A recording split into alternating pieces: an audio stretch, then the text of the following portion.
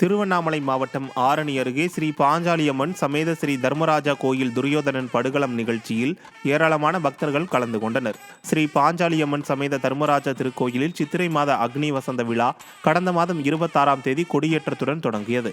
இந்நிகழ்ச்சியின் முக்கிய நிகழ்வான துரியோதனன் படுகளமும் தீமிதி திருவிழா நிகழ்ச்சியும் வெகு விமர்சையாக நடைபெற்றது. இவ்விழாவை முன்னாள் அமைச்சரும் ஆரணி சட்டமன்ற உறுப்பினருமான சேவூர் எஸ் ராமச்சந்திரன் தொடங்கி வைத்தார். திருப்பதியில் நடைபெற்ற பத்மாவதி பரணிய உற்சவம் நிகழ்ச்சியில் ஏராளமான பக்தர்கள் கலந்து கொண்டனர். திருப்பதி ஏழுமலையான் கோவிலில் ஒவ்வொரு ஆண்டும் 3 நாட்கள் பத்மாவதி பரணிய உற்சவம் என்ற பெயரில் திருக்கல்யாண உற்சவம் நடத்தப்படுவது வழக்கம்.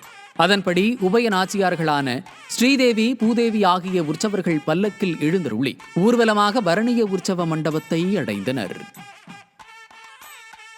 திருப்பத்தூர் திருத்தள்ளிநாதர் கோவில் பூப்பல்லக்கு ஊர்வலம் வெகு விமரிசையாக நடைபெற்றது. சிவகங்கை மாவட்டம் திருப்பத்தூரில் அமைந்துள்ள திருத்தள்ளிநாதர் கோவில் வைகாசி விசாக திருவிழா கடந்த 13ஆம் தேதி கொடியேற்றத்துடன் தொடங்கியது. விழாவின் முக்கிய நிகழ்வான பூப்பல்லக்கு ஊர்வலம் இரவு நடைபெற்றது. திருத்தள்ளிநாதர் மற்றும் சிவகாமி அம்பாள் மின்னொளி அலங்காரத்துடன் பூப்பல்லக்கில் எழுந்தருளி பக்தர்களுக்கு அருள் பாலித்தனர். இந்த விழாவில் ஏராளமான பக்தர்கள் பங்கேற்று சுவாமி தரிசனம் செய்தனர். கன்னியாகுமரி மாவட்டம் சுசீந்திரம் தானுமாலையன் சுவாமி கோவில் சித்திரை தெப்ப திருவிழா வெகு விமரிசையாக நடைபெற்றது. தானுமாலையன் சுவாமி கோவில் சித்திரை திருவிழா கடந்த 8ஆம் தேதி கொடியேற்றத்துடன் தொடங்கியது.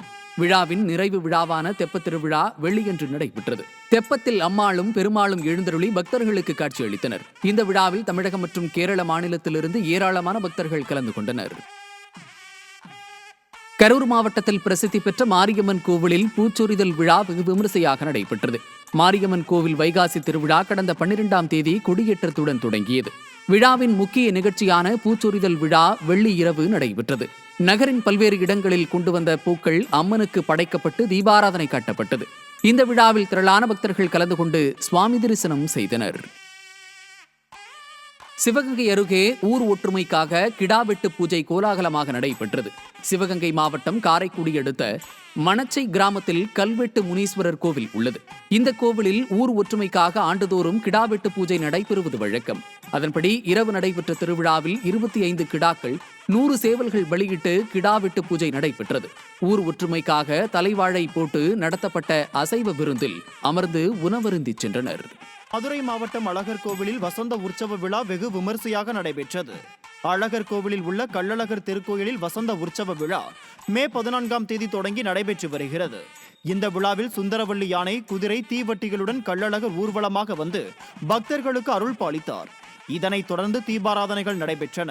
இதில் பக்தர்கள் ஏராளமானோர் கலந்து கொண்டு சுவாமி தரிசனம் செய்தனர். நத்தம் பகுதியில் அமைந்துள்ள திரௌபதி அம்மன் ஆலய தீமிதி திருவிழா வெகு விமரிசையாக நடைபெற்றது. திரௌபதி அம்மன் ஆலயத்தின் தீமிதி பிரம்மோற்சவ விழா கடந்த 30ஆம் தேதி கொடியேற்றத்துடன் தொடங்கியது. இந்த நிலையில் விழாவின் சிகர நிகழ்ச்சியான தீமிதி திருவிழா நடைபெற்றது. இதில் பக்தர்கள் குழந்தைகளை கையில் ஏந்தியும் கரகம் ஏந்தியும் தீ மிதித்து தங்களது நேர்த்திக்கடன்களை செலுத்தினர். இந்த விழாவில் 500க்கும் மேற்பட்ட பக்தர்கள் பங்கேற்று அம்மனை வழிபட்டனர்.